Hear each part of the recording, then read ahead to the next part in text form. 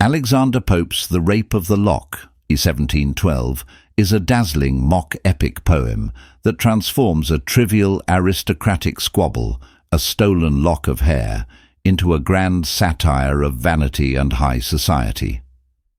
Written to reconcile two feuding families, the poem showcases Pope's wit and mastery of the Augustan age's satirical tradition.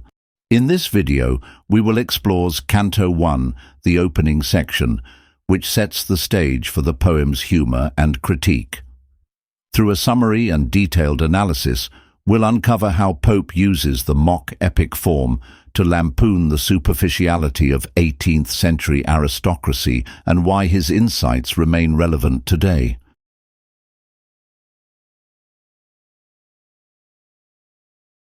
Canto I of The Rape of the Lock begins with a playful epic invocation, where Pope addresses his muse and dedicates the poem to John Caryll, who commissioned it to diffuse a real-life dispute. The tone is immediately ironic as Pope muses, "What mighty contests rise from trivial things," foreshadowing the absurdity of the central conflict. The narrative introduces Belinda, a young aristocratic woman still asleep as the sun rises. Her lapdog, Shock, wakes her, and she embarks on an elaborate toilette, a ritualistic preparation at her dressing table, assisted by her maid, Betty. Pope describes this process with grandeur, likening the array of cosmetics, jewels and perfumes to an altar, and Belinda's transformation to a warrior arming for battle. Supernatural beings called Sylphs, airy spirits tasked with guarding Belinda, enter the scene. Their leader, Caryll, reveals a premonition of danger threatening Belinda's honor or beauty. He assigns the Sylphs to protect her, particularly her chastity and accessories, setting up the tension for the rape, theft, of her lock of hair in later cantos. Canto I thus establishes a glamorous yet frivolous world where trivial matters are treated with epic significance.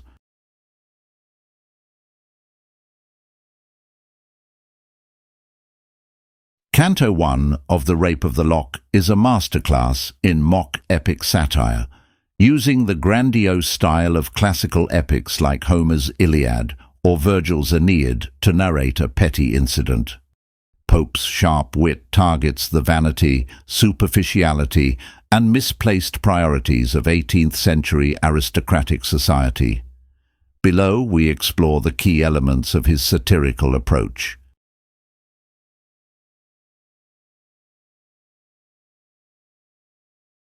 Pope opens with an epic invocation, calling upon a muse and framing the poem as a heroic tale. Yet the mighty contests he describes stem from a stolen lock of hair, creating a humorous disparity between form and content. This mock-heroic tone is reinforced by the inclusion of Sylphs, supernatural beings inspired by Rosicrucian mythology, who parody the gods and spirits of classical epics. Caryll, Belinda's guardian, mirrors divine protectors like Athena in the Odyssey, but his mission is to safeguard her petticoat and curls. By elevating a trivial incident to epic status, Pope exposes the absurdity of a society that treats minor slights as monumental.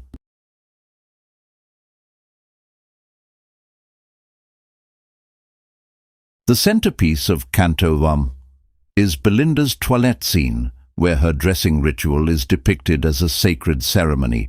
Pope writes, "And now unveiled, the toilet stands displayed, each silver vase in mystic order laid, using religious imagery to describe cosmetics and mirrors." The maid Betty acts as a priestess, and Belinda's transformation into a vision of beauty is likened to a warrior preparing for battle. This hyperbolic portrayal mocks the obsession with appearances, suggesting that vanity is the true religion of this society. Pope critiques a culture that equates a woman's worth with her beauty, while also implicating the men who perpetuate these standards.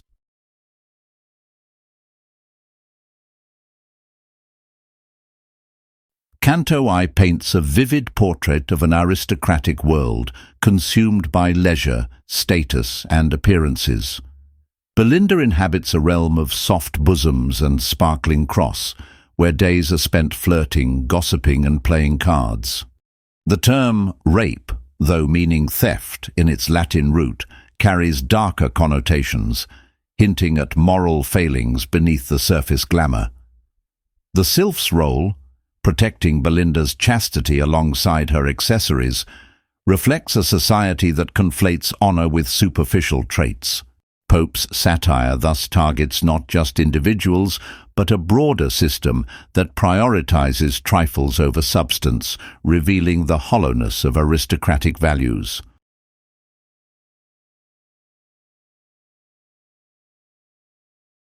Pope's use of heroic couplets, rhymed iambic pentameter lines, lends the poem a polished rhythmic quality ideal for satire.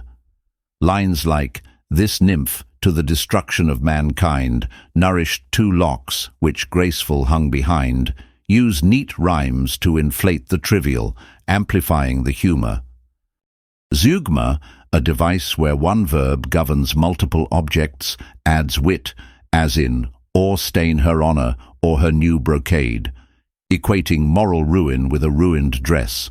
Hyperbole, such as comparing Belinda's toilette to arming for war, and allusions to classical epics enhance the mock-heroic tone, while Pope's precise diction ensures every line sparkles with irony.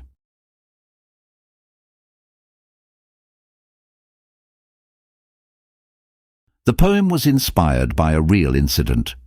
Lord Petre cut a lock of Arabella Fermor's hair, sparking a feud between their families. Pope, urged by John Caryll, wrote to reconcile them, but his satire transcends the event. As a Catholic outsider in 1712, Britain, barred from certain privileges and physically disabled by illness, Pope viewed the aristocracy's excesses with a critical eye. His marginal status sharpened his commentary, making the rape of the lock both a playful jest and a pointed critique of privilege and vanity in a flourishing but flawed society. Canto I, these themes resonate in modern contexts, where social media and influencer culture often prioritize appearance over substance. Pope's ability to critique with humor rather than malice makes his satire enduring, inviting readers to question their own values while enjoying his wit.